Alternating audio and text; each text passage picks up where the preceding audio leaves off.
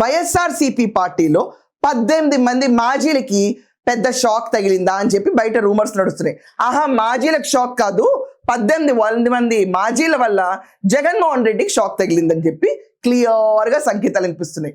Last ప్రభుత్వంలో వీళ్ళందరూ చేసింది ఒక సామాజిక వర్గానికి చెందిన వాళ్ళని మాత్రమే, మళ్ళీ క్లియర్గా చెప్తున్నారు, ఒక సామాజిక వర్గానికి చెందిన వాళ్ళని మాత్రమే సెలెక్ట్ చేసుకుని జగన్మోహన్ రెడ్డి అండ్ కో వాళ్ళందరూ టీడీపీలో ఉన్న లోకేష్ గారిని అవరండి, చంద్రబాబు నాయుడు గారు ఫ్యామిలీస్ అవరండి, ప్రతి ఒక్క నేతలను అవరండి, ఇష్టం వచ్చినట్టు మాట్లాడడానికి ఫుల్ రైట్స్ ఇచ్చేసేవాళ్ళు.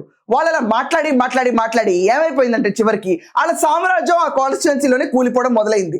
వాళ్ళకి అదే సామాజిక వర్గం నుంచి చీత్కారాలు తప్ప ఇంకేమీ పొందలేదు. మొత్తం గేమ్ క్లోజ్ అయిపోయి ఓడిపోయి ఒక మూల కూర్చున్నారు. ఇదంతా కాకుండా వాళ్ళపైన కేసులు కూడా పడినాయి. వీళ్ళు ఏమైనా గ్రజ్జి కేసిన కేసులా కానే కాదు. ఇప్పుడు ఫర్ ఎగ్జాంపుల్ ఇక్కడ జగన్మోహన్ రెడ్డి అందగాడు వల్లభనేని వంశీ, నేను మళ్ళీ అందగాడు అంటాను, నన్ను అనొద్దు, ఆయనే అన్నాడు ఆయన అందగాడని. ఆయన దగ్గరికి వెళ్ళి కాదని చెప్పించుకునే దాకా జనాలు ఇలాగే అనుకుంటారు.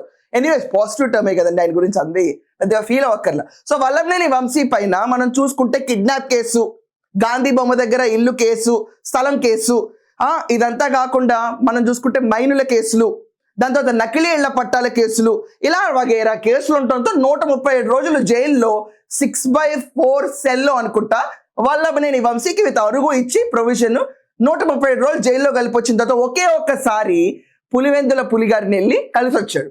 కలిసి వచ్చిన తర్వాత ఎక్కడా మళ్ళీ కలిసిన దాఖలాలు లేవు. దాని తర్వాత కొడాలి వెంకటేశ్వరరావు చూస్తే మాత్రం మట్టి తవ్వకాలు, ఇదంతా కాకుండా మనం చూసుకుంటే కనుక ఉపాధి హామీ పథకం కింద చేసిన ఘోరాలు, ఈ కేసులన్నీ ఉండటంతో కొడాలి వెంకటేశ్వరరావుకి ఇమీడియట్ గా అప్పుడే హార్ట్ ఆపరేషన్ అయిపోయి బొంబాయో ఎక్కడికో వెళ్ళి చేయించుకొచ్చాడు కదా. వచ్చిన తర్వాత రికవరీ కోసం ఎప్పుడు హైదరాబాద్ లో ఉంటాడు, కోర్టులకి పోలీస్ స్టేషన్లకి అటెండ్ ఒకటి మాత్రమే గుడివాడ వెళ్తూ ఉంటాడు.